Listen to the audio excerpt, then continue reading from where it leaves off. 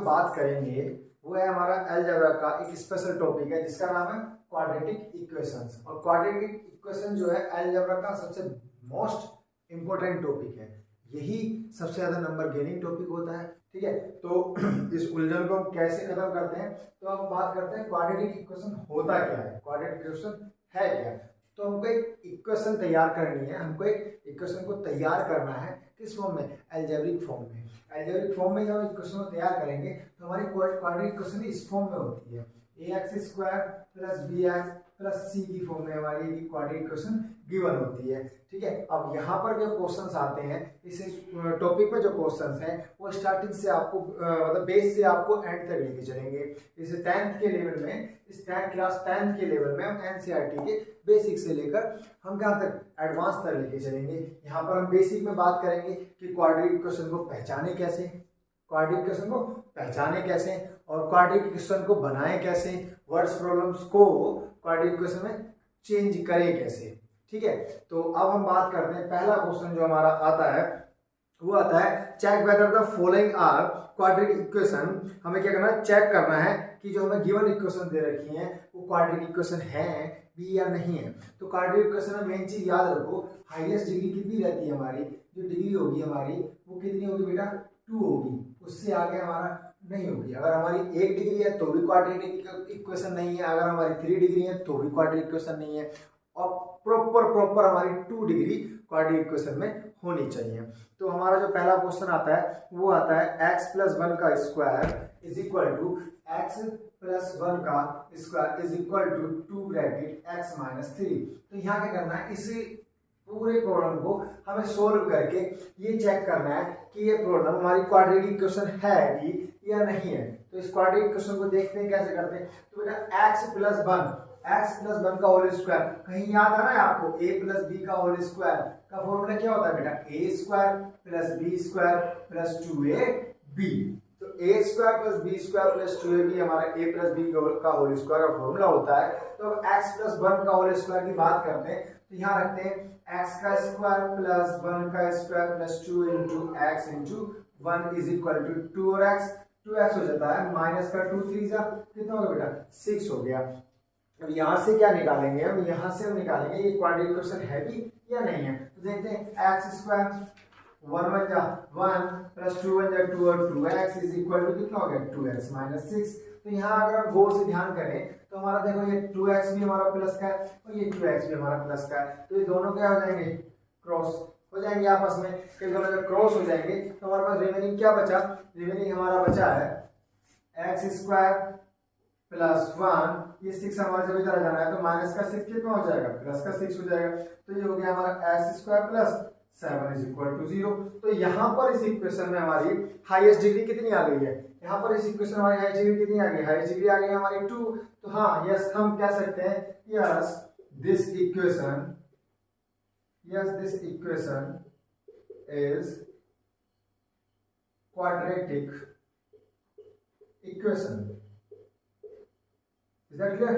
Yes, this equation is quadratic equation। क्यों? क्योंकि यहाँ पर हाईएस्ट डिग्री ये आ गई है, 2 आ गई है। अब आप कहोगे सर आपने तो हाईएस्ट डिग्री का फॉर्मूला ये बताया था, हाईएस्ट डिग्री इस फॉर्म में होती है ax² bx + c। तो यहाँ पर सर x² तो आ गया, चलो c को कांस्टेंट टर्म भी आ गया, तो सर यहाँ पर bx तो गायब है। तो bx² का हम करते हैं, कंपेयर करते हैं ax² + bx + c के कंपेयर में करते हैं, तो ये हमारा हो गया x² कांस्टेंट टर्म्स हो गए हमारी 7। अब bx की बात है तो 0 × x ना हो जाएगा इसका, तो ये इस फॉर्म में भी हमने रिप्रेजेंट कर दी। तो yes we can say that this is the quadratic equations.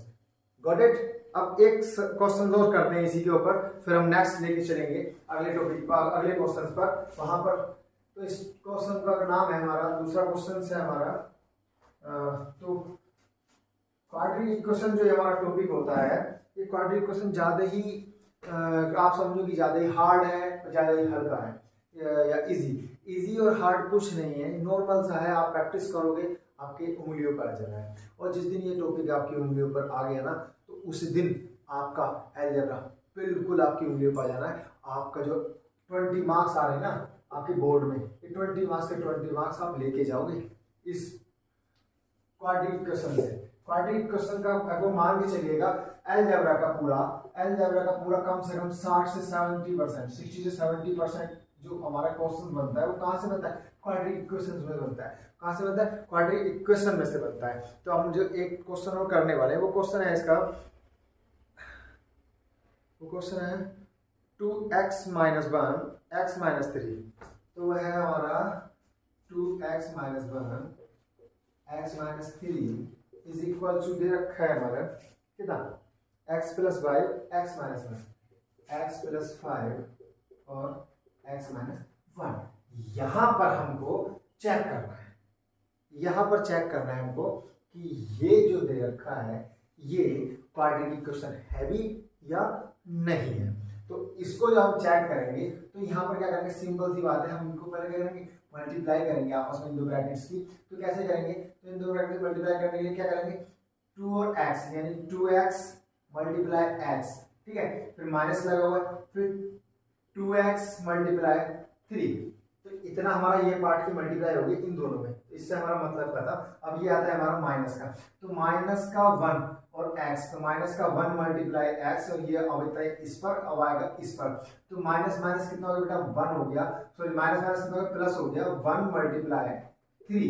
ये इस पार्ट की हमारी क्या हो गई, मल्टीप्लाई हो गई, ठीक है। अब आता है हमारा इस पर करते हैं, तो इसे कैसे करेंगे, x और x यानी x मल्टीप्लाई x, फिर x की और 1 में माइनस लगा के x मल्टीप्लाई 1। अब क्या करेंगे, प्लस 5, तो प्लस 5 मल्टीप्लाई x और प्लस माइनस होता है हमारा माइनस 5 मल्टीप्लाई 1, ठीक है। ये हमारी क्या आ गई, इक्वेशन आ गई। तो सबसे पहले हम क्या करेंगे, इसको दोबारा समझ लेते हैं एक बार।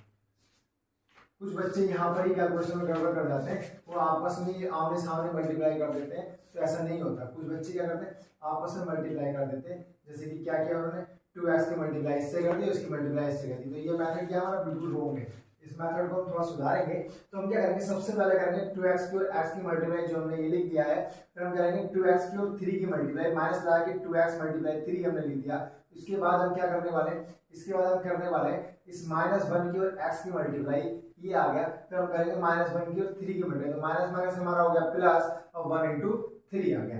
अब सेम यहाँ पाएंगे x की और x की मल्टीप्लाई करेंगे, ये आ गया, फिर x की और 1 की मल्टीप्लाई करेंगे, ये हमारा ये आ गया, फिर हम क्या करेंगे 5 की और x की मल्टीप्लाई करेंगे, ये आ गया, फिर हम 5 की और 1 की मल्टीप्लाई करेंगे, हमारा ये आ गया। अब इसको हम सोल्व करेंगे, तो 2x और x कितना हो जाना बेटे, 2x स्क्वायर और 3 2 जा 6x माइनस x बन जा x plus 3 is equal to x कितना हो गया, x square minus x plus 5 और x कितना हो गया, 5x माइनस 5 बन जा 5। तो इसको सोल्व कैसे करने वाले हैं, 2x स्क्वायर, यहाँ देखिए माइनस माइनस कैसा होगा, प्लस होगा, माइनस माइनस कैसा होगा, प्लस होगा, बट सिंबल हमारा किसका रहने वाला है, माइनस का रहने वाला है, बिकॉज बड़े क्या है माइनस का symbol. 617x plus 3 is equal to x square, यहाँ क्या हो गया, प्लस माइनस माइनस हो जाएगा, बट सिंबल कहां से आएगा, कहां, बड़े के आगे जो सिंबल होगा वही सिंबल यहाँ पर आने वाला है। तो 5x का सिंबल क्या है, प्लस का है, तो प्लस का आएगा, 5 में से 1 गया 4x माइनस 5। ये हमारा एक प्रॉपर मतलब इक्वेशन हमारी बन गई, स्टार्ट हो गई है। तो इस इक्वेशन कैसे करेंगे, इन पूरे के पूरे एलिमेंट्स को उठा के, इन पूरे पूरे वर्ड्स को उठा के हम यहाँ पर टेलीपोर्ट कर देंगे, यहाँ पर क्या कर देंगे, इनको टेलीपोर्ट कर देंगे। तो कैसे करेंगे, देखिएगा x स्क्वायर इधर आएगा, तो यहाँ प्लस का x स्क्वायर है, किसमें जाएगा, माइनस का x स्क्वायर, ये 4x इधर आएगा तो प्लस का है तो माइनस का 4x, ये माइनस 5 इधर को जाएगा तो प्लस माइनस का है तो प्लस का 5 हो गया। तो अब देखिएगा x square 2x square plus का और x स्क्वायर माइनस का, तो क्या बचा, 2 में से 1 गया, 1 बचा ना, तो 1x स्क्वायर आ गया। अब 7 और 4, 7x और 4x देखिएगा, 7x और 4x माइनस के, दोनों माइनस माइनस क्या होगा, प्लस होगा, लेकिन सिंबल किसका रहने वाला है, याद रखना माइनस का रहने वाला है।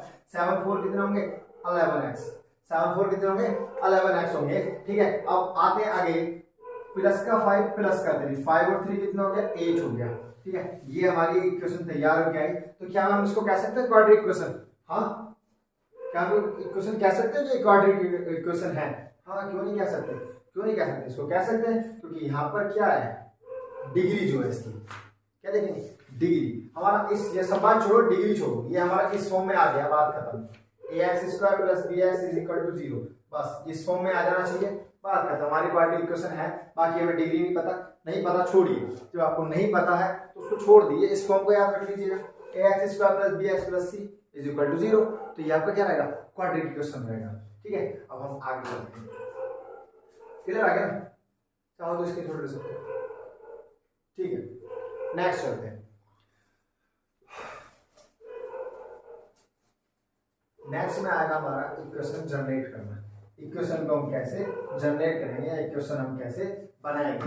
तो इक्वेशन बनाने के लिए पहला हमें दे रखा है, थोड़ा सा हमें प्रॉब्लम सोल्व करनी है। प्रॉब्लम हमें दे रखी है कि the area of rectangular plot is 528 metre. ठीक है, एरिया ऑफ रेक्टेंगुलर प्लॉट दे रखा है। ठीक है, तो हम यहाँ करते हैं area of rectangular plot is equal to कितना दे रखा है हमको, 528 मीटर, 528 मीटर स्क्वायर दे रखा है। Is that clear. अब वो बोलता है कि इतना लिख दिया, मैं निकाल के फाइंड आउट कर लिया। तो कहता है length of the plot is 1 more than twice its width. वो कहता है कि जो लेंथ है, ठीक है, वो ब्रेथ के ट्वाइस से, कितना ब्रेथ के ट्वाइस से 1 प्लस है, यानी 1 ज्यादा है। यानी कि अगर हम ब्रेथ को ट्वाइस करेंगे तो उसका प्लस में क्या आ जाएगा, मतलब ब्रेथ को ट्वाइस करें उसमें 1 ऐड करें तो हमारी क्या आने वाली, लेंथ आने वाली है। तो इस तरीके से हमारी एक प्रॉब्लम लिखी हुई है, इसको हमें किस फॉर्म में करना है, क्वाड्रेटिक इक्वेशन के फॉर्म में करना है, क्वाड्रेटिक इक्वेशन के फॉर्म में करना है। तो यहाँ पे सबसे पहले देखेंगे बड़ी कौन सी है। ऑब्वियसली बात है लेंथ किससे बड़ी है, ब्रेथ से बड़ी है। ऑब्वियसली बात है लेंथ किससे बड़ी है, ब्रेथ से बड़ी है। तो सबसे पहले छोटा जीरो डाल देते हैं, लिख लेते हैं let breadth is equal to x, length breadth is equal to x। तो ठीक है, तो अब लेंथ कितनी हो जानी है, जो लेंथ हो जाएगी हमारी, वो लेंथ हमारी कितनी हो जाएगी, ब्रेथ के डबल से प्लस 1, ब्रेथ के डबल से प्लस 1। तो ठीक है, अब एरिया दे रखा है, तो एरिया इज इक्वल टू कितना दे रखा है, 528। किसका एरिया, ये रेक्टेंगुलर का, किसका, रेक्टेंगुलर का एरिया। अब रेक्टेंगल का एरिया कितना क्या होता है हमारा, लेंथ मल्टीप्लाई, रेक्टेंगल एरिया कितना होता है, length multiply breadth is equal to 528। Length multiply breadth is equal to 528। तो अब देखिए लेंथ कितनी आ गई हमारे पास, लेंथ हमारी ये रही, ब्रेथ हमारी ये रही। तो लेंथ हमारी होगी 2x प्लस 1, ठीक है, multiply x is equal to 528। ठीक है, अब यहाँ पर एक इक्वेशन हमको जनरेट करनी है। इक्वेशन क्या जनरेट करेंगे, यहाँ देखिए इस x की मल्टीप्लाई करते हैं, तो ये x और 2x की मल्टीप्लाई कितनी हो जाएगी, 2x स्क्वायर प्लस लगा x बन जा x बन जा x इज इक्वल टू कितना है, 528। तो कितना हो गया, 2x square plus x minus 528 is equal to 0। ये हमारी क्वाड्रेटिक इक्वेशन में क्वाड्रेटिक इक्वेशन फॉर्म में ये हमारी आ गई। तो हमने इस पूरी वर्ड प्रॉब्लम को किस में चेंज किया, क्वाड्रेटिक इक्वेशन की फॉर्म में चेंज किया। समझ में आया। चलिए एक प्रॉब्लम और सॉल्व करते हैं इसी के बिहाफ पर।